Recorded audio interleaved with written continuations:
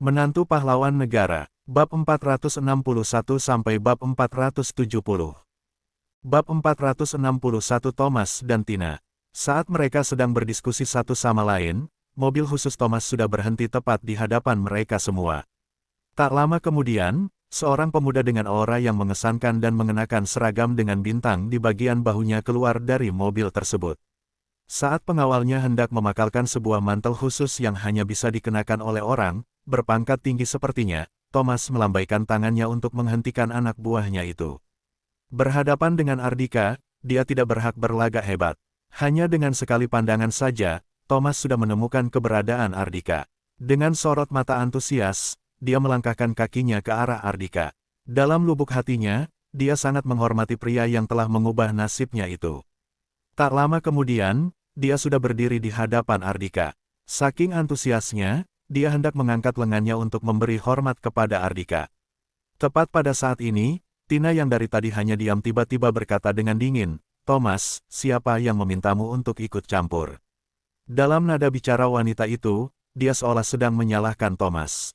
Sontak saja Tina yang tiba-tiba angkat bicara ini mengejutkan semua orang. Bukan hanya memanggil nama Thomas secara langsung, wanita itu juga bersikap lancang pada Thomas. Bagaimanapun juga, Thomas adalah seorang kapten tim tempur Provinsi Denpapan, identitas dan kedudukannya sangat tinggi dan terhormat. Kalau sampai amarah orang sepertinya tersulut, mereka sama sekali tidak bisa membayangkan konsekuensinya. Namun, berbeda dengan apa yang dibayangkan oleh semua orang, Thomas sama sekali tidak marah. Dia terlebih dahulu melemparkan sorot mata bersalah kepada Ardika, lalu mengalihkan pandangannya ke arah Tina dan berkata sambil tersenyum getir, "Tina, bagaimana aku nggak membantumu saat kamu tertimpa masalah?" "Aku nggak butuh bantuanmu," kata Tina dengan dingin, seolah-olah tidak menerima niat baik pria itu. "Tina, kamu dan Kapten Thomas," tanya Luna dengan bingung. Saat ini, semua orang bisa melihat dengan jelas bahwa hubungan yang terjalin antara Thomas dan Tina tidak biasa. "Nona Luna, Tina adalah adik sepupuku," kata Thomas dengan nada hormat. Dia tahu Luna adalah istri Ardika, sedangkan adik sepupunya adalah sahabat istri atasan yang sangat dihormatinya itu. Thomas sangat senang. Itu artinya hubungannya dengan Ardika sudah makin dekat. Seketika itu pula, semua orang melemparkan sorot mata terkejut ke arah Tina. Ternyata Thomas adalah kakak sepupu Tina. Bahkan, Luna juga sangat terkejut. Dia tidak pernah mencari tahu latar belakang keluarga sahabatnya. Tina juga tidak pernah bersedia untuk membahas hal itu. Namun, Luna hanya terkejut saja. Terlepas dari latar belakang Tina, tetap tidak memengaruhi hubungan persahabatan yang terjalin antara mereka. Namun, Desi yang berdiri di samping Luna tampak sangat senang. Ternyata sahabat putrinya berasal dari latar belakang keluarga yang begitu kuat. Di usia semuda itu, kakak sepupu Tina sudah menduduki jabatan yang begitu tinggi dalam kemiliteran. Kalau dia bisa menjalin relasi dengan Thomas, maka keluarganya bisa mendapat perlindungan dari tim tempur Provinsi Denpapan. Dengan begitu, kelak tidak akan ada seorang pun yang berani menindas keluarganya sesuka hati lagi. Setelah berpikir demikian, Desi tersenyum dan berkata untuk mencairkan suasana, "Tina, bagaimanapun juga, Kapten Thomas bermaksud baik dengan datang membantumu. Kalian adalah satu keluarga, jangan bersikap dingin seperti itu pada kakak sepupumu." Dengan mempertimbangkan Desi, Tina menganggukkan kepalanya dengan terpaksa. Kemudian, Desi mengalihkan pandangannya ke arah Thomas dan berkata, "Kapten Thomas, jangan salahkan Tina. Dia pasti sangat terkejut atas kejadian yang menimpanya kali ini. Mungkin dia masih belum tersadar kembali sepenuhnya." Panggilan penuh hormat yang ditujukan Desi padanya membuat Thomas terkejut setengah mati. Desi adalah ibu mertua atasannya. Bagaimana mungkin dia bisa menerima Desi memanggilnya dengan panggilan hormat? Thomas buru-buru berkata, Bibi langsung panggil namaku saja. Panggil saja aku Thomas." "Hehe, nggak salah lagi kamu adalah kakak Tina. Kamu sangat rendah hati sama sepertinya." Kebahagiaan menyelimuti hati Desi. Dia beranggapan bahwa Thomas bersikap begitu ramah kepadanya hanya karena mempertimbangkan Tina. "Oke, kalau begitu aku akan memanggilmu Thomas." Desi bertanya, "Thomas, kamu yang menggerakkan pasukan untuk menyelamatkan Tina dan Luna, kan?" Bab 462 terungkap. Prasangka buruk terhadap seseorang tidak akan bisa menghilang semudah itu. Dalam lubuk hati Desi, dia tetap meragukan ucapan Ardika yang menyatakan bahwa dirinya yang telah menggerakkan pasukan ke sini.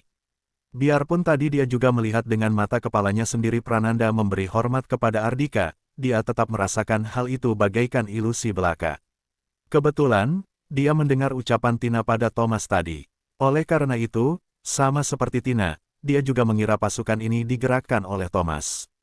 Bibi, mengenai hal ini, kata Thomas sambil melemparkan sorot mata rumit kepada Ardika. Tina tidak menghubunginya, dia sama sekali tidak mengetahui masalah ini. Setelah Ardika mengeluarkan perintah untuk menggerakkan pasukan, dia baru tahu adik sepupunya ditahan di sini. Namun, kalau di saat seperti ini dia membantah hal tersebut, bukankah kesempatannya untuk memperbaiki hubungan dengan adik sepupunya akan hilang begitu saja? Ardika menyadari situasi sulit Thomas, dia pun berinisiatif untuk membantu bawahannya. Ya, benar, Thomas yang menggerakkan pasukan. Kalau begitu, kenapa tadi kamu mengatakan kamu sendiri yang menggerakkan pasukan ke sini? Kamu berbohong lagi. Secara naluriah, Desi langsung marah besar pada Ardika. Thomas juga tidak mengerti mengapa hal ini bisa membuat Desi semarah itu pada Ardika. Namun, dia juga tidak berani membiarkan Ardika menghadapi amarah ibu mertuanya. Karena itulah, dia buru-buru menjelaskan, bukan begitu, Bibi. Sebelum dia sempat menyelesaikan kalimatnya, dia sudah disela oleh Ardika. Aku yang meminta bantuan cabang tim tempur kota Serambi. Setelah menerima informasi ini, Thomas langsung menggerakkan pasukan ke sini. Oleh karena itu, bukankah nggak masalah kalau aku mengatakan aku yang menggerakkan pasukan ini? Tentu saja tidak masalah. Dengan kata lain, sebenarnya semua ini hanya kesalahpahaman belaka. Kilatan kekecewaan melintas di mata Desi. Sebenarnya, dia sangat berharap Ardika benar-benar memiliki relasi dengan seorang tokoh hebat tim tempur.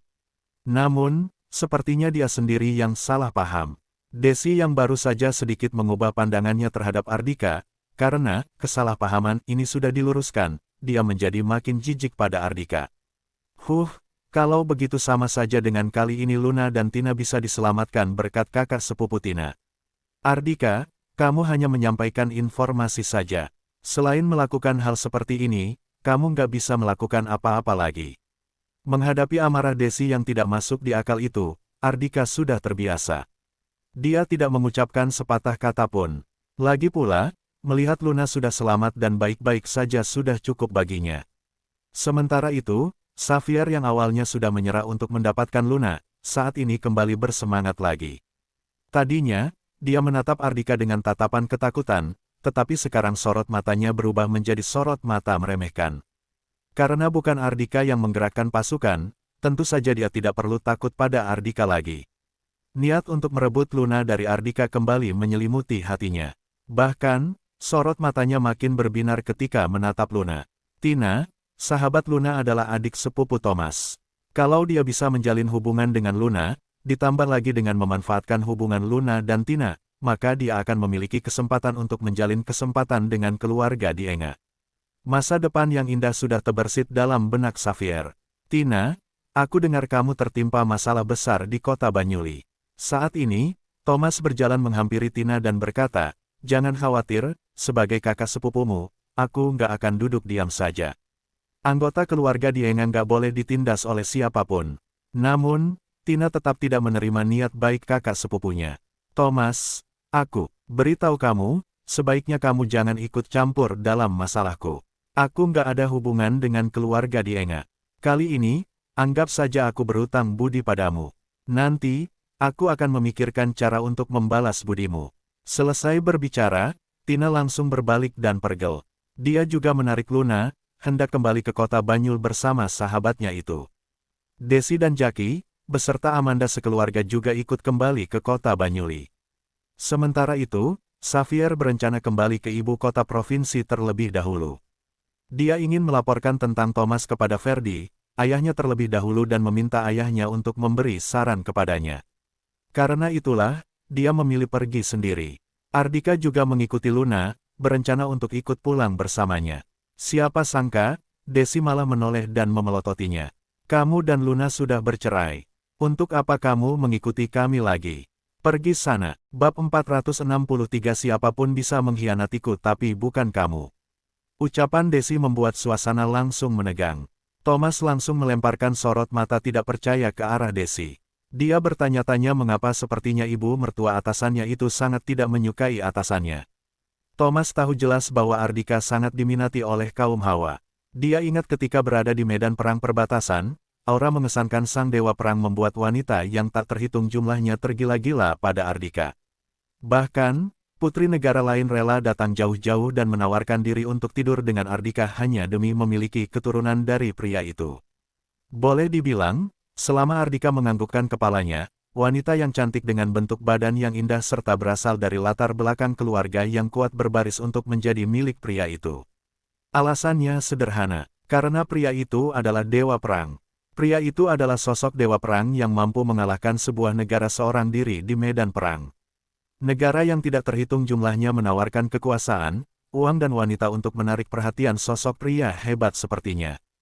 Namun, Ardika sama sekali tidak tertarik pada wanita-wanita itu. Pria yang menjadi rebutan banyak wanita itu tidak hanya dipandang rendah oleh Desi, bahkan wanita parubaya itu meminta putrinya untuk bercerai dengan Ardika. Thomas merasa sedikit bersedih untuk Ardika. Namun, itu adalah urusan rumah tangga sang dewa perang. Dia tidak berani ikut campur. Thomas tidak tahu bahwa Desi bersikap seperti itu pada Ardika karena dirinya telah membuat kesalahpahaman secara tidak langsung antara sang dewa perang dengan ibu mertuanya. Ibu, Ardika dijebak oleh orang lain. Dia nggak membunuh Pak Alden. Jelas-jelas kita yang sudah memfitnahnya, kenapa ibu malah berbicara seperti itu padanya? Kata Luna dengan kesal. Saat ini, dia bahkan sedikit tidak berani menghadapi Ardika. Ardika sendiri sedang terseret dalam masalah besar, tetapi tanpa memedulikan keselamatannya sendiri, pria itu bergegas datang ke kota Serambi untuk menyelamatkannya. Walaupun Thomas yang menggerakkan pasukan ke sini, tetapi semua hal yang dilakukan oleh Ardika demi dirinya. Namun, sebelumnya dia malah salah paham dan beranggapan Ardika yang telah membunuh Alden. Dia melayangkan tamparan keras ke wajah pria itu di hadapan banyak orang. Tamparan itu pasti membuat hati pria itu sangat terluka. Tidak hanya dituduh oleh orang lain dan tidak bisa membela diri, dia malah salah paham pada pria itu. Dia benar-benar tidak tahu bagaimana Ardika bisa melewati masa-masa sulit itu. Luna sendiri pernah merasakan keputusasaan seperti itu. Dia berkata dengan lembut, "Ardika, ayo ikut aku pulang." Sebelum Ardika sempat berbicara, Desi sudah menyelanya dengan nada bicara kasar, "Ikut pulang apaan? Kamu sudah mengeluarkan pernyataan bercerai, tapi kamu malah mau membawanya pulang dan tinggal di rumah kita. Bagaimana orang luar akan menilaimu? Aku nggak ingin orang lain mengatai putriku nggak tahu malu di belakang kita." Bentak Desi. Dia sudah lama ingin putrinya bercerai dengan Ardika. Kebetulan sekali, dia memisahkan mereka berdua dengan pernyataan perceraian kali ini. Setelah itu, dia berencana untuk meminta keduanya pergi ke kantor catatan sipil untuk mengurus surat perceraian mereka dan mengakhiri pernikahan yang dimulai dengan kesalahpahaman ini sepenuhnya. Mata Luna langsung terbuka lebar. Dia sedikit tidak berani mempercayai ibunya bisa mengucapkan kata-kata keterlaluan seperti itu. Ibu benar-benar keterlaluan. Jelas-jelas ibu tahu aku mengeluarkan pernyataan perceraian itu bukan atas dasar keinginanku sendiri. Keluarga Basagita yang mengeluarkan pernyataan itu tanpa sepengetahuanku. Kata Luna dengan sedih, mata indahnya tampak memerah. Dia tidak ingin Ardika salah paham bahwa di saat pria itu paling tidak berdaya, dia memilih untuk mencampakkan pria itu. Karena di saat dirinya paling tidak berdaya, Ardika tidak pernah melakukan hal seperti itu. Di mata orang lain, Ardika adalah idiot dan pecundang yang tidak bisa apa-apa. Namun, di matanya, Ardika jauh lebih hebat dibandingkan siapapun. Paling tidak, saat seluruh dunia menentangnya dan mencampakkannya, Ardika tetap berdiri kokoh di sisinya. Dia menatap Ardika dan berkata dengan terisak, "Ardika, kamu harus percaya padaku, benar-benar bukan aku yang mengeluarkan pernyataan perceraian itu." "Sayang, tentu saja aku percaya padamu. Siapapun di dunia ini mungkin saja mengkhianatimu, tapi kamu nggak mungkin melakukannya." Ardika berjalan menghampiri Luna dan menarik wanita itu ke dalam pelukannya. Bab 464 Melindungi. Melihat Ardika memeluk Luna dengan erat, mata Desi seolah-olah akan memuncratkan api. Dia sangat ingin memisahkan mereka berdua, tetapi Luna selalu saja menentang keinginannya.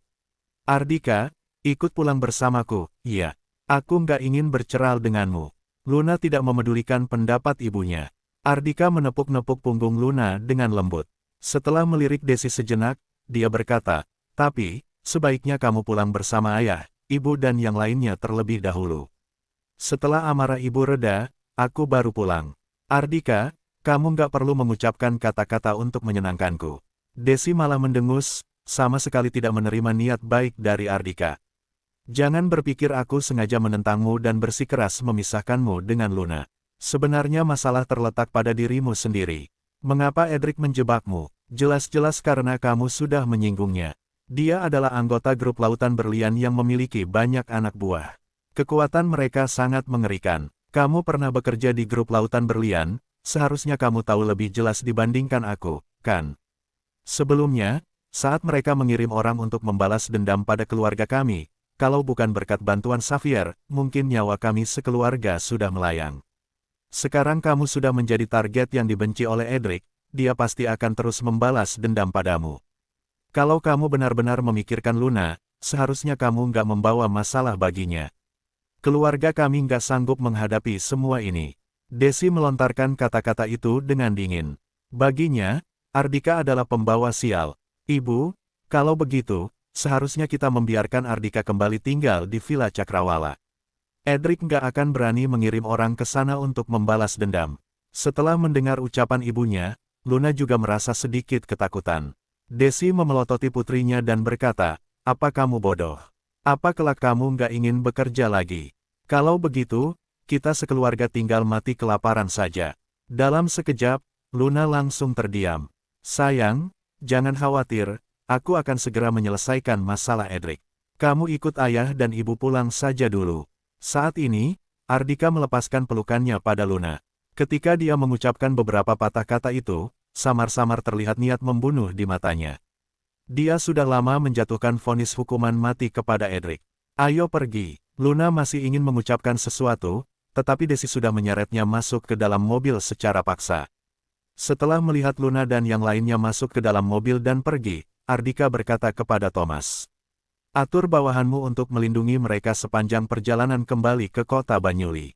Siap, laksanakan. Thomas melambaikan tangannya kepada Prananda yang berdiri tak jauh dari tempat mereka berdiri dan bersiap menunggu instruksi. Tak lama kemudian, 3 mobil jeep dengan pelat tim khusus yang ditumpangi oleh prajurit sebuah tim khusus muncul di belakang 2 mobil yang ditumpangi oleh Luna dan yang lainnya. Satu mobil membuka jalan, sedangkan 2 lainnya melindungi mereka dari belakang. Melihat pemandangan itu, mobil-mobil yang melaju di sekitar mobil yang ditumpangi oleh Luna dan yang lainnya secara naluriah menjaga jarak dengan mereka. Pada saat bersamaan, mereka bertanya-tanya sebenarnya tokoh hebat seperti apa yang menumpangi 2 mobil dengan pelat biasa itu. Tina, kakak sepupumu sangat baik padamu.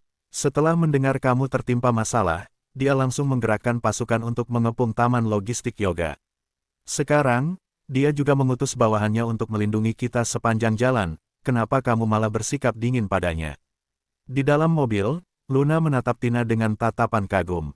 Dia merasa sahabatnya benar-benar tidak tahu diuntung. Jelas-jelas Thomas sangat mengkhawatirkannya dan memperlakukannya dengan begitu baik, tetapi dia malah tidak menerima niat baik kakak sepupunya.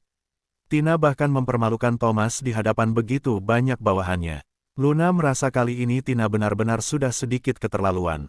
Dia tidak tahu sesungguhnya orang yang dikaguminya adalah dirinya sendiri. Baik mengenai penggerakan pasukan sebelumnya maupun perlindungan oleh prajurit tim khusus sekarang, semuanya karena dirinya. Jangan membahas tentang Thomas di hadapanku. Aku nggak ada hubungan apapun dengan keluarga Dienga. Setelah melontarkan beberapa patah kata itu dengan kesal, Tina melemparkan pandangannya keluar jendela dengan malas. Luna hanya bisa menjulurkan lidahnya tanpa mengucapkan sepatah kata pun yang membuat sahabatnya tidak senang lagi. Di luar taman logistik, Ardika juga bertanya pada Thomas dengan santai, sebenarnya ada apa antara kamu dengan Tina? Bab 465 cukup pemberani. Lapor, secara naluriah, Thomas mengangkat kepalanya dan menegakkan tubuhnya, lalu memberi hormat militer. Ini adalah kebiasaan yang telah terbentuk saat dirinya tergabung dalam tim khusus pelatihan Ardika. Hingga sekarang, dia tidak melupakan aturan tersebut. Ardika melambaikan tangannya dan berkata, sekarang kita sedang membicarakan masalah pribadi, nggak perlu terlalu kaku. Baik, setelah mendengar ucapan Ardika, Thomas baru tampak agak rileks. Dia berkata, Tina adalah putri bungsu pamanku yang merupakan kepala keluarga di Enga. Sejak bibi tiada, Tina nggak terima paman menikah lagi. Karena itulah, hubungannya dengan keluarga di Enga menegang, lalu dia memutuskan hubungannya dengan keluarga di Enga secara sepihak dan meninggalkan kediaman keluarga di Enga. Pemutusan hubungan secara sepihak yang dimaksud oleh Thomas adalah Tina sendiri menghapus namanya dari silsilah keluarga. Sejak saat itu, Tina sudah putus hubungan dengan keluarga di Enga sepenuhnya. Ternyata apa yang dialami oleh Tina hampir sama dengan apa yang dialami oleh Ardhika. Aku benar-benar nggak menyangka wanita yang cenderung berlagak hebat itu cukup pemberani. Ardhika sedikit mengubah pandangannya mengenai Tina. Keluarga Mahasura ibu kota provinsi memutuskan hubungan dengannya, sedangkan Tina malah memutuskan hubungannya dengan keluarganya secara pribadi. Saat Thomas direkrut menjadi anggota tim pelatihan khusus, Ardhika sudah pernah melihat data dirinya. Ardhika tahu keluarga di Enga juga merupakan sebuah keluarga yang luar biasa kuat. Tidak hanya memiliki aset yang berlimpah, tetapi juga memiliki relasi yang sangat luas dan sudah memiliki sejarah cukup lama. Keluarga seperti keluarga di Enga sama sekali tidak bisa dibandingkan dengan keluarga Mahasura ibu kota provinsi yang belum lama menjadi keluarga kaya tingkat provinsi. Tina sendiri memutuskan hubungannya dengan keluarga di Enga, maka sama saja dengan melepaskan sebuah pendukung yang sangat kuat, melepaskan kesempatan untuk menikmati hidup yang serba mudah dan serba berkecukupan. Dia harus memulai semuanya dari nol. Melepaskan hal-hal itu adalah tindakan yang sangat sulit bagi orang biasa. Saat ini, Thomas berkata dengan ragu, sebenarnya, ada satu hal yang ingin kukatakan, tapi aku ragu untuk mengatakannya. Kalau kamu masih ragu seperti ini, nggak perlu bicara lagi. Sejak kapan kamu punya kebiasaan buruk seperti ini? Ardhika memelototi bawahannya ini dengan kesal. Thomas segera menganggukkan kepalanya dengan ragu. Melihat pemandangan itu, Yoga yang masih berlutut tidak jauh dari sana merasakan gelombang yang dahsyat menyapu hatinya. Orang yang mampu menundukkan tokoh sehebat Kapten Tim Tempur Provinsi Denpapan, karena Tuan Ardhika ini, bukan Komandan Drako Tim Tempur Kota Banyuli, maka hanya ada satu kemungkinan. Dia adalah Dewa Perang. Setelah menebak identitas Ardhika, saking ketakutan, Yoga hampir pingsan di tempat. Di sisi lain, Thomas berkata, aku sudah tahu Edric dari grup Lautan Berlian sudah mencelakai adikku. Aku ingin sekali menghabisi bocah itu. Tapi, sekarang aku sedang ada tugas. Aku nggak bisa bertindak sembarangan. Jadi, aku harap Tuan bisa membantuku. Selesai berbicara, Thomas menatap Ardhika dengan tatapan cemas. Dengan mengandalkan statusnya sebagai prajurit yang pernah dilatih secara pribadi oleh Ardhika, dia baru berani mengajukan permintaan ini kepada Ardhika. Namun, dia juga tidak tahu apakah Ardhika akan menyetujui permintaannya atau tidak. Ardhika tersenyum tipis dan berkata, jujur saja, kalau hanya mempertimbangkan adikmu itu, aku benar-benar nggak berniat untuk ikut campur dalam masalah yang menimpanya. Tapi, dia adalah sahabat istriku. Jangan khawatir, Edric pasti akan mati. Mendengar ucapan Ardhika yang tenang, tetapi tidak perlu diragukan, Thomas pun merasa lega. Dia tahu, karena Ardhika sudah mengucapkan kata-kata seperti itu, maka tidak lama lagi Edric pasti akan menghilang dari dunia ini. Ada urusan apa lagi? Ardhika meliriknya sekilas. Thomas memasang senyum malu dan berkata, bagaimana mengenai acara peresmian jabatanku itu? Bukankah sudah kubilang aku pasti akan menghadiri acara itu? Terima kasih, Tuan. Aku tahu Tuan gak akan melupakan kami, para prajurit yang Tuan latih. Saking senangnya, Thomas hampir melompat-lompat. Kalau nggak ada urusan lagi, aku pergi dulu. Ardhika berkata, bawa semua bawahanmu pergi juga. Baik, Thomas segera membawa anggota Korps Armor Besi pertama pergi. Hanya tersisa Yanis yang tetap mengikuti Ardhika dari belakang. Saat ini, Ardhika menoleh dan bertanya pada Yoga sambil mengerutkan keningnya, kenapa kamu masih berlutut di sana? Bab 466 Keanehan. Saking ketakutan, sekujur tubuh Yoga sampai gemetaran. Dia berkata dengan suara bergetar, karena Tuan Ardhika nggak memerintahkanku untuk berdiri, aku nggak berani berdiri. Sangat jelas bahwa dia sedang sengaja menjilat Ardhika. Ardhika mendengus dengan acuh tak acuh. Berdirilah. Setelah mendengar ucapan Ardhika, Yoga baru bangkit dengan kaki yang masih gemetaran. Kemudian, dia berkata dengan nada menyanjung, Tuan Ardhika, sebenarnya masih ada hal tentang grup Lautan Berlian yang ingin kulaporkan kepada Tuan. Katakan saja, kata Ardika tanpa ekspresi. Yoga berkata, malam sebelum Alden mati keracunan, Frenzen, dokter jenius nomor 1 Provinsi Denpapan bertemu dengan Alden di kota Banyuli. Begitu Alden mati, Frenzen juga menghilang. Jadi, menurut tebakanku, mungkin saja Frenzen adalah orang yang ditempatkan oleh Billy di sisi Alden.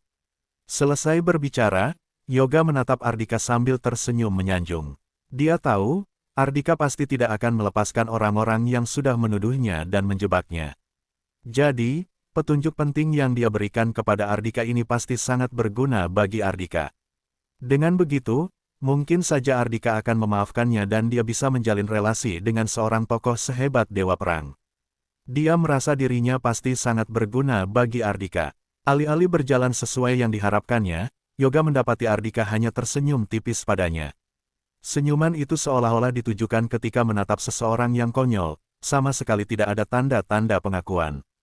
Yoga, aku dengar nggak ada informasi yang nggak bisa kamu peroleh di seluruh provinsi Denpapan. Tuan Ardika, itu hanya rumor yang beredar. Aku sendiri nggak pernah mengatakan hal seperti itu. Yoga melambaikan tangannya, tetapi ekspresi bangga. Dia memang beranggapan seperti itu dirinya sendiri terlukis di wajahnya. Tapi, kali ini kamu sudah berlagak pintar. Ardika berkata dengan datar. Frenzen, dokter jenius nomor 1 di Provinsi Denpapan bukanlah orang yang diutus oleh Billy ke sisi Alden. Karena dia tahu jelas bahwa malam itu Alden bertemu dengan Frenzen pasti karena sudah mendengarkan peringatan darinya. Kalau begitu, masalah lain muncul lagi. Karena Frenzen bukan orang di pihak Billy, setelah kematian Alden, orang tersebut malah menghilang dengan misterius. Kalau begitu, masalah ini secara keseluruhan makin menarik. Alden, apa bahkan aku juga sudah kamu manfaatkan. Tiba-tiba, Ardika bergumam pada dirinya sendiri. Seberkas cahaya melintas di matanya. Kalau benar begitu, kamu benar-benar terjebak oleh kepintaranmu sendiri. Dia sudah hampir menguasai segala sesuatu tentang grup lautan berlian. Menghadapi ekspresi kebingungan Yoga, Ardika sama sekali tidak berniat untuk memberi penjelasan kepada pria itu. Dia hanya berpesan dengan acuh tak acuh. Yoga, kalau nanti Edric menghubungimu, katakan saja kamu sudah menjalankan segala sesuatu sesuai instruksinya. Apa kamu mengerti? Aku sudah mengerti, Tuan Ardika. Yoga sangat cerdas, dia langsung memahami maksud Ardika. Ardika berniat membiarkan Edric mengira rencananya sudah berhasil. Kemudian, saat Edric sudah lupa diri, baru memberinya pukulan mutlak. Tidak hanya sekadar membunuhnya, tetapi juga memberikan pukulan mental kepadanya. Hati-hati di jalan, Tuan Ardika. Beberapa saat kemudian, di bawah pengantaran penuh hormat Yoga, Ardika menaiki helikopter kediaman Dewa Perang dan langsung kembali ke kota Banyuli. Di Villa Cakrawala, setelah mengantar Luna sekeluarga sampai keluar kompleks villa mewah, prajurit sebuah tim khusus yang sudah menyelesaikan tugas itu pun kembali. Saat Tina dan Amanda sekeluarga hendak memasuki kompleks villa mewah, tepat pada saat itu pula, tiba-tiba seseorang muncul dan menghalangi dua mobil itu. Seorang pria tua yang sebagian rambutnya sudah memutih berdiri di depan mobil dengan ekspresi sangat dingin sambil memegang sebilah pedang di tangannya. Dalam sekejap, orang-orang di dalam mobil langsung merasakan aura dingin menjalar ke seluruh tubuh mereka. Tina, apa yang kamu lakukan? Jangan keluar dari mobil. Melihat Tina melepaskan sabuk pengamannya dan hendak keluar dari mobil, Luna segera menghentikan sahabatnya. Dia adalah Paman Titus, teman lama ayahku. Setelah mengucapkan beberapa patah kata itu, Tina langsung keluar dari mobil. Namun, orang-orang di dalam mobil sama sekali tidak merasa lega setelah mendengar ucapan Tina. Semua orang merasakan aura dingin yang sangat menusuk dari tatapan Titus. Bab 467 Tina dibawa pergi. Tina, Edric sudah menunjukkan bukti konkret bahwa kamu adalah pengkhianat dalam grup lautan berlian. Apa lagi yang ingin kamu katakan? Melihat Tina keluar dari mobil, pedang dalam genggaman Titus sudah sedikit terangkat. Tina menutup pintu mobil dengan perlahan, lalu menoleh dan menatap Titus. Paman Titus, kediaman Komandan Drako dari tim tempur kota Banyuli terletak di sebelah kompleks Villa Bumantara. Dia berkata dengan tenang, sebelumnya, saat Bromo mengutus 20 pembunuh ke sini untuk membalas dendam, mereka semua langsung ditembak mati di sini. Kalau Paman berencana membunuhku di sini, Paman sendiri yang akan rugi besar. Tentu saja Tina tidak ingin mati. Apalagi mati tidak berdaya karena menjadi kambing hitam Edric. Jadi, begitu keluar dari mobil, dia langsung menyampaikan beberapa patah kata itu. Dia ingin Titus segera mengurungkan niat untuk membunuhnya. Selama Titus tidak langsung bertindak, maka dia memiliki waktu untuk meyakinkan pria tua itu dan memberi penjelasan padanya. Titus mengerutkan keningnya. Kemudian, dia melirik ke arah gerbang kompleks Villa Bumantara. Samar-samar, bau amis seolah-olah masih tercium di udara. Benar saja, dia meletakkan pedang dalam genggamannya dan berkata tanpa ekspresi, "Kalau begitu, kita pergi ke tempat lain." "Baik," Tina menganggukkan kepalanya. Sementara itu, Titus langsung berbalik dan pergi, seakan-akan sama sekali tidak takut Tina melarikan diri.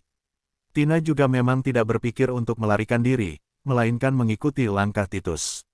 Luna segera membuka pintu mobil dan keluar dari mobil, lalu berteriak dengan cemas, "Tina, jangan ikut dengannya. Selama kamu berada di Villa Cakrawala, kamu pasti aman.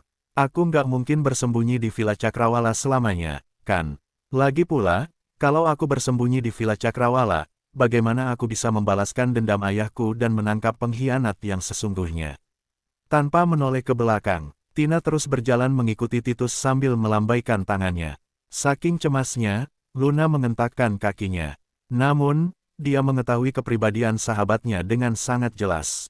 Sama seperti dirinya, begitu mengambil sebuah keputusan sahabatnya itu tidak akan bisa diganggu-gugat lagi. Bagaimana ini? Pria tua itu kelihatan seperti seorang pembunuh yang ganas. Tina pergi bersama pria itu, bagaimana kalau sampai dia menghadapi bahaya? Aduh, kenapa dia begitu keras kepala? Andal saja dia berada di Villa Cakrawala, dia pasti akan baik-baik saja. Saat kembali masuk ke dalam mobil, Desi juga cemas setengah hati. "Sekarang kita hanya bisa menghubungi Kapten Thomas untuk menyelamatkan Tina," kata Luna. Namun, dia tidak punya kontak Thomas. Dia tidak tahu bagaimana caranya menghubungi kakak sepupu sahabatnya itu. Doni yang selama ini hanya diam saja menyaksikan kejadian yang menimpa keluarga Basagita layaknya seorang penonton, saat ini berinisiatif berkata, "Aku akan menghubungi atasanku, agar atasanku melaporkan hal ini pada Kapten Thomas." Atasan yang dimaksud oleh Doni adalah Ferdi. Saat ini, Ferdi sudah mendengar tentang kejadian yang terjadi di kota Serambi dari Xavier, putranya. Tentu saja dia tahu jelas bahwa dengan melaporkan hal ini, dia bisa memberikan kesan baik terhadap Thomas. Karena itulah, dia segera melaporkan hal tersebut kepada Thomas. Setelah kembali ke dalam villa, semua orang hanya bisa menunggu kabar. Doni meletakkan ponselnya dan berkata dengan ekspresi aneh, "Atasanku sudah melaporkan hal ini kepada Kapten Thomas." Setelah mendengar laporan dari atasanku, Kapten Thomas hanya mengucapkan satu kalimat, "Oke, aku sudah tahu," tanpa mengucapkan apapun lagi. Semua orang saling melempar pandangan satu sama lain. Ada apa dengan Thomas? Sebelumnya begitu mendengar adik sepupunya tertimpa masalah, dia langsung menggerakkan pasukan untuk mengepung taman logistik yoga. Mengapa sekarang dia malah merespons sesantal itu? Apa mungkin karena sebelumnya Tina bersikap kasar padanya, maka Thomas marah padanya? Semua orang tidak tahu sebenarnya apa yang sedang dipikirkan dan direncanakan oleh Thomas, mereka juga tidak bisa memberikan bantuan padanya. Namun, tak lama kemudian, mereka sudah mengetahui masalah itu secara menyeluruh. Di sisi grup Lautan Berlian, Edric sudah mengeluarkan bukti konkret yang menunjukkan bahwa Tina adalah pengkhianat. Sekarang, Tina sudah menjadi target seluruh grup Lautan Berlian. Tidak hanya itu, Ardika juga belum terlepas dari tuduhan. Dia tetap dituduh sebagai orang yang membantu Tina dalam pembunuhan Alden dan sudah menjadi target pembalasan dendam anggota grup Lautan Berlian.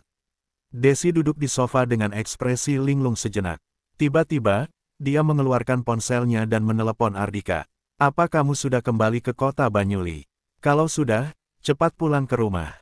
Bab 468 Pergi Bercerai. Saat menerima panggilan telepon dari Desi, Ardika baru kembali ke kediaman mewah Draco yang bersebelahan dengan kediaman mewahnya. Dia sangat senang karena Desi berinisiatif meneleponnya dan memintanya pulang ke rumah. Dia mengira amarah ibu mertuanya itu sudah mereda. Jadi, dia bergegas meninggalkan kediaman mewah Draco dan pulang ke rumah. "Ibu, aku pulang. Apa kalian sudah makan? Kalau belum, aku akan masak untuk kalian," kata Ardika dengan senang. Dia juga menyapa Amanda sekeluarga dengan ramah. Siapa sangka, Amanda sekeluarga bahkan tidak meliriknya sama sekali. Di saat seperti ini, makan apaan lagi? Kamu dan Luna pergi ke kantor catatan sipil terlebih dahulu. Mengenai hal lainnya, nanti kita baru bicarakan lagi. Aku akan menemani kalian ke sana. Kebetulan, Desi baru turun dari lantai atas dengan membawa sebuah kantong dokumen. Kemudian, dia langsung menyodorkan kantong dokumen itu kepada Ardika. Luna bertanya dengan bingung, "Ibu, untuk apa kita pergi ke kantor catatan sipil?" Sementara itu, Ardika hanya memasang ekspresi muram tanpa berbicara. Dia melihat ada surat pernikahan, kartu tanda penduduk dan yang lainnya di dalam kantong dokumen. Dia sudah mengerti maksud Desi. Ditambah lagi, begitu dia kembali ke kota Banyuli, dia sudah menerima laporan dari Jessica mengenal grup lautan berlian.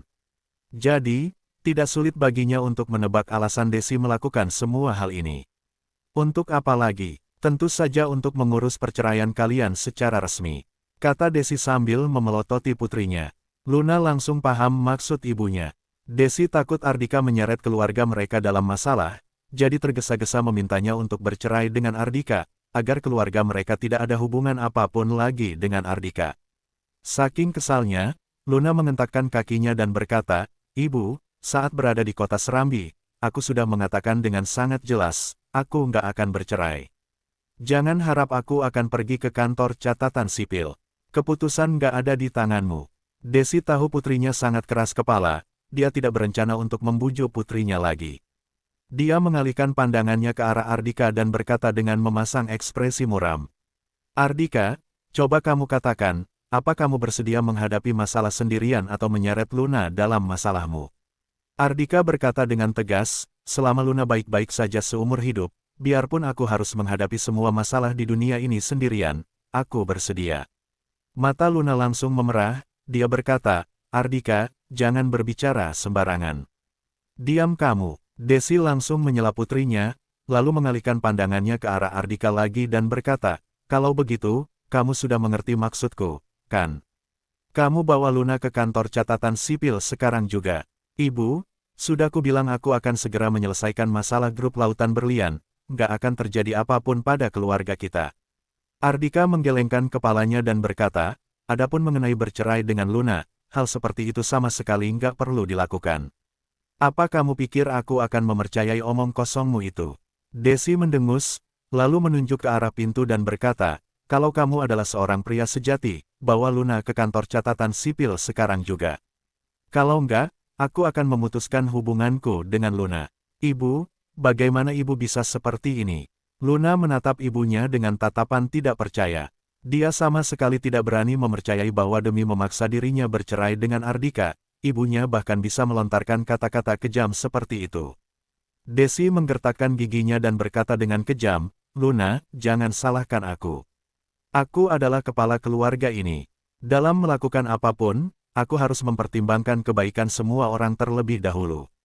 Kalau kamu tetap bersikeras mempertahankan hubunganmu dengan Ardika, kamu hanya akan mencelakai kami, mencelakai Handoko." Mendengar ucapan ibunya, hati Luna hancur berkeping-keping. Dia tidak rela kehilangan keluarganya, tetapi dia juga tidak rela kehilangan Ardika. Jelas-jelas Ardika adalah orang yang tidak bersalah, mengapa semua masalah harus dia pikul sendirian? "Nggak perlu katakan lagi, aku akan membawa Luna ke kantor catatan sipil." Tanpa menunggu Desi menyelesaikan kalimatnya, Ardika langsung membuka mulutnya untuk menyela wanita paruh baya itu. Kemudian, dia melirik Luna dan berkata, "Aku akan membawa mobil ke sini dan menunggumu di luar." Selesai berbicara, dia berjalan keluar dari rumah dengan membawa kantong dokumen yang berisikan surat pernikahan, kartu tanda penduduk dan lain sebagainya. Namun, setelah berada di luar, Ardika langsung mengeluarkan ponselnya dan menghubungi Jessica. Dia tidak mungkin bercerai dengan Luna. Tadi, dia menyetujui permintaan Desi hanya demi menenangkan wanita paruh baya itu. Kalau tidak, dengan kepribadian Desi, hari ini wanita paruh baya itu pasti akan membuat keributan besar. "Pak Ardika." Sesaat kemudian, terdengar suara penuh hormat Jessica dari ujung telepon. "Ibu mertuaku terus mendesakku dan Luna untuk mengurus perceraian kami. Kami akan segera ke kantor catatan sipil." Bab 469 Xavier, kamu sangat tidak sabar. Sebenarnya, Ardika merasa sedikit malu meminta asistennya membantunya mengurus urusan seperti ini. Namun, Jessica adalah seorang asisten yang profesional. Dia sama sekali tidak menunjukkan tanggapan yang aneh. Dia berkata, "Aku mengerti, Pak Ardika." Kurang dari setengah menit kemudian, ponsel Ardika berdering. Panggilan telepon dari Ridwan. "Tuan Ardika, Tuan memintaku menutup kantor catatan sipil untuk mengulur waktu." "Ya. Ya, benar. Aku punya satu cara. Belakangan ini, negara kita berencana untuk membuat sebuah peraturan baru mengenai masa tenang setelah mengajukan perceraian. Kelak, kalau ada pasangan suami istri yang mengurus perceraian, proses perceraian baru akan berlangsung 1 bulan setelah pengajuan perceraian. Tapi, peraturan ini baru akan resmi dijalankan tahun depan. Sekarang hanya tersisa beberapa bulan lagi. Dengan identitas Tuan Ardika, selama Tuan angkat bicara, aku yakin pihak yang berwenang bisa mengumumkan peraturan itu lebih cepat." Ardika merasa ide Ridwan ini cukup bagus. Adanya masa tenang setelah pengajuan perceraian adalah hal yang sangat bagus baginya. Kelak, kalau Desi tiba-tiba memintanya dan Luna untuk bercerai lagi, dengan memiliki waktu 1 bulan ini, tentu saja sangat membantu. Ardika berkata dengan senang, "Ridwan, kamu minta Draco segera menghubungi anggota kediaman Dewa Perang untuk menyampaikan kepada pihak yang berwenang mengumumkan peraturan ini secepatnya." Saat dia meletakkan ponselnya, Luna sudah berjalan keluar dengan mata memerah. Seakan-akan sedang mengawasi seorang tahanan, Desi berjalan di belakang Luna karena takut sifat keras kepala putrinya kumat lagi dan melarikan diri. Dia bahkan meminta Amanda sekeluarga untuk ikut mengawasi Luna. Tentu saja Amanda sekeluarga ingin sekali Luna bercerai dengan Ardika. Kalau mereka bercerai, maka Xavier sudah punya kesempatan untuk memiliki Luna. Saat berada di dalam villa, mereka sudah mengirimkan pesan kepada Xavier dan memberitahu pemuda itu hal ini. Sebelumnya, Xavier kembali ke ibu kota provinsi. Sekarang, dia sedang dalam perjalanan menuju kota Banyuli. Begitu mendengar informasi tersebut, dia langsung menambah kecepatan laju mobilnya. Seakan-akan begitu Luna bercerai dengan Ardika, maka wanita itu akan segera menikah dengannya. Luna masuk ke dalam mobil. Melihat bulir-bulir air mata masih membasahi wajah cantik istrinya, Ardika menyodorkan secarik tisu dan berkata, "Nah, lap dulu air mata di wajahmu. Lihatlah, riasan wajahmu bahkan sudah memudar. Ardika, apa kamu sangat senang bercerai denganku?" Luna menerima tisu yang disodorkan oleh Ardika padanya. Melihat Ardika masih bisa tersenyum di saat seperti ini, dia merasa sangat kesal. Jelas-jelas dia sangat bersedih karena akan bercerai dengan pria itu, tetapi pria itu malah tampak acuh tak acuh, seakan-akan sama sekali tidak memedulikan perceraian mereka. "Tentu saja aku nggak bersedia bercerai denganmu, tapi bukankah kita masih belum bercerai?" Dengan seulas senyum masih mengembang di wajahnya, Ardika berkata, "Mungkin saja kita nggak akan bisa bercerai." Mendengar ucapan Ardika, amarah Desi langsung meluap. Dia mendengus dingin dan berkata, "Nggak bisa bercerai. Bermimpi saja kamu. Jarak kantor catatan sipil dengan rumah kita hanya beberapa kilometer. Sekarang pergi bercerai, mungkin masih sempat pulang makan siang bersama." Semua orang tidak menganggap serius ucapan Ardika. Bahkan Luna juga merasa Ardika sedang berpura-pura bersikap positif, agar dia tidak terlalu sedih. Dasar bodoh. Saat ini, Hario, adik sepupu Luna yang duduk di barisan belakang berkata dengan nada menyindir, "Kak Ardika, ini adalah terakhir kalinya aku memanggilmu dengan panggilan kakak. Sebentar lagi, setelah keluar dari kantor catatan sipil, kamu sudah bukan kakak iparku lagi. Mungkin saja, nggak lama lagi Kak Xavier yang akan menjadi kakak iparku." Mendengar ucapan Hario, seulas senyum mengembang di wajah Desi. Xavier memang merupakan menantu idaman Desi. Ardika merasa dirinya tidak perlu mencari perhitungan dengan bocah yang sudah terlalu dimanjakan oleh orang tuanya hingga menjadi seperti ini. Dia hanya tersenyum tanpa mengucapkan sepatah kata pun. Tak lama kemudian, semua orang sudah tiba di kantor catatan sipil di mana Luna dan Ardika mendaftarkan pernikahan mereka sebelumnya. Para staf loket tampak sedang sibuk melakukan tugas mereka masing-masing. Ardika dan yang lainnya terpaksa harus mengantre. Saat mereka sedang menunggu giliran, Xavier pun datang. Begitu dia memasuki kantor catatan sipil, dia langsung menghampiri Ardika dan berkata dengan arogan, "Ardika, kamu memilih untuk bercerai dengan Luna adalah pilihan yang tepat. Ardika, kamu memang nggak layak bersanding dengan Luna. Dia sangat hebat. Kalian bahkan nggak ada topik pembicaraan yang sama.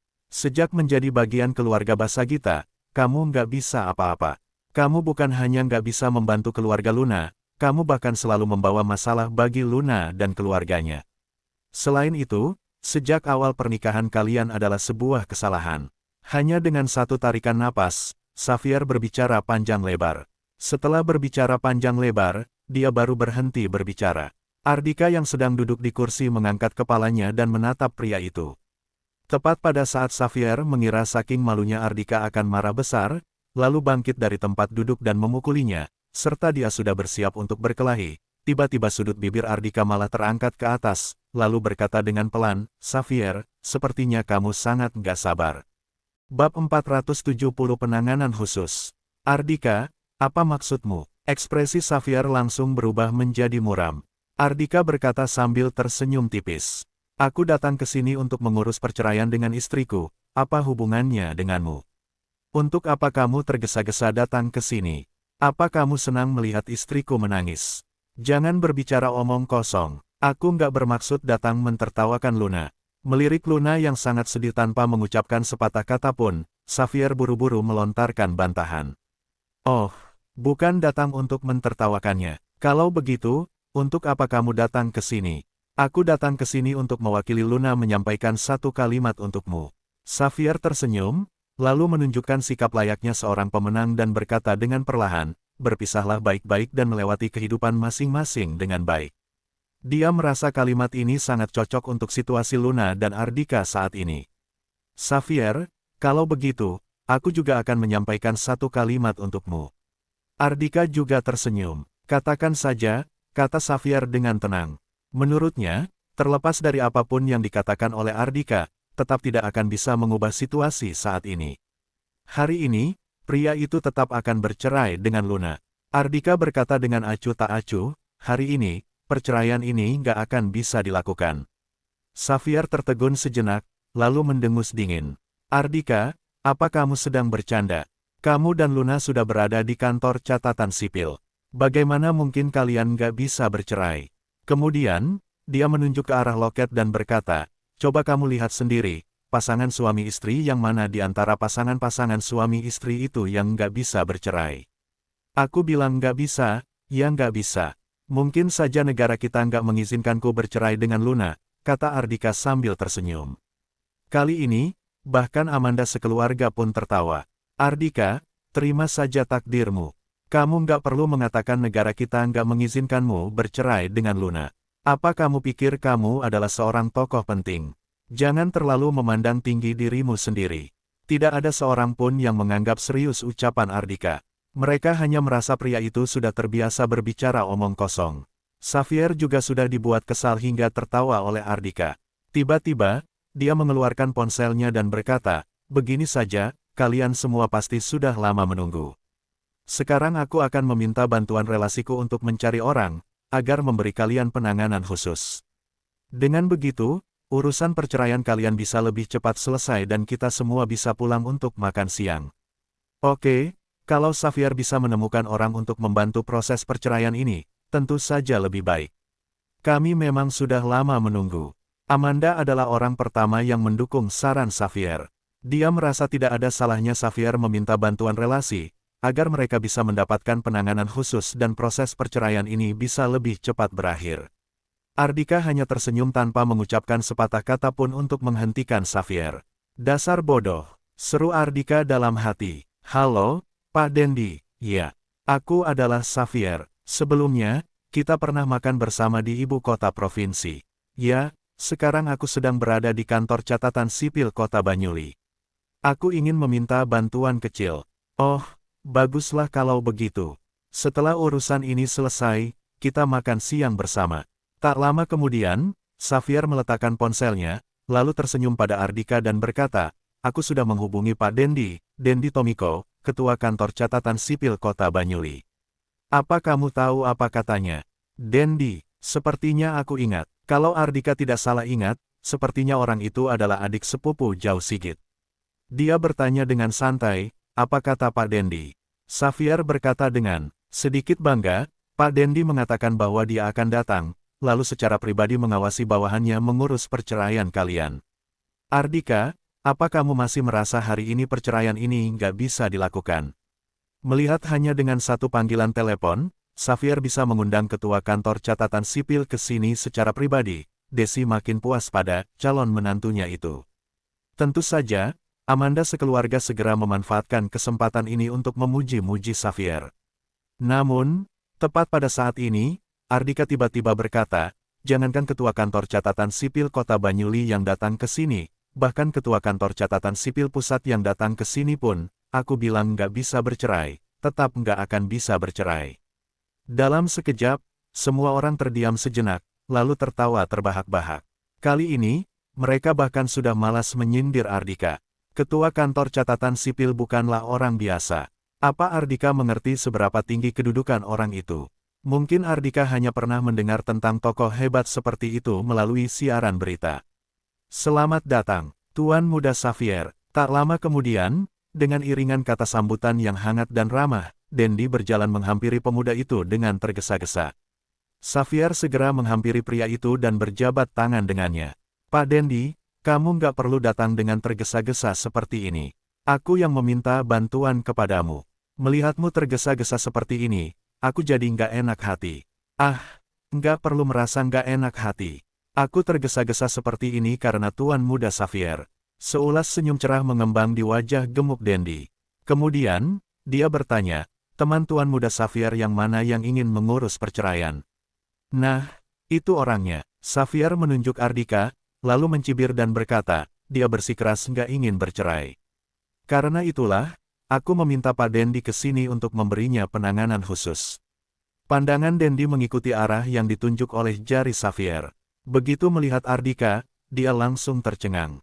Kenapa bisa tuan ini? Dia melihat dengan mata kepalanya sendiri bagaimana sikap kakaknya dan wali kota terhadap Ardika. Adapun mengenai dirinya yang hanya merupakan seorang ketua kantor catatan sipil kota Banyuli, dia bahkan tidak berhak untuk berhadapan dengan Ardika. Sekarang, Xavier malah memintanya ke sini untuk mengurus perceraian Ardika yang tidak bersedia bercerai. Tindakan Xavier sama saja dengan mencelakainya.